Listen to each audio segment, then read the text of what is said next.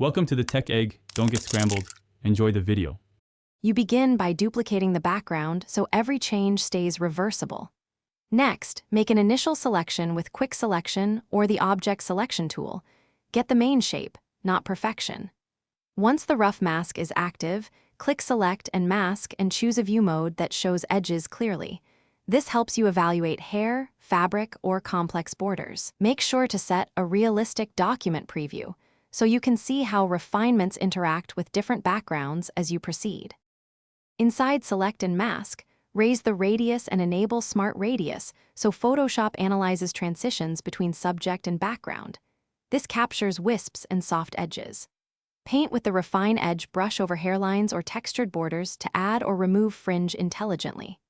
Then balance Smooth to reduce jaggeds, Feather for subtle blending, Contrast to sharpen the mask edge, and Shift Edge to contract or expand the selection. Small incremental moves work best. Once satisfied, preview on different backgrounds to confirm edge behavior.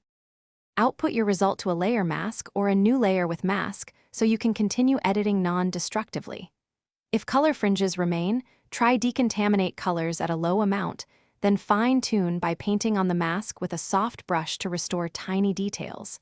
For final cleanup, use a clipped hue/saturation or a curves layer to match edges to the new background. Troubleshooting tip: if you still see halos, run layer matting, defringe 1 to 2 pixels, or manually paint fringe colors. Thanks for watching. Consider subscribing if I helped unscramble your problems.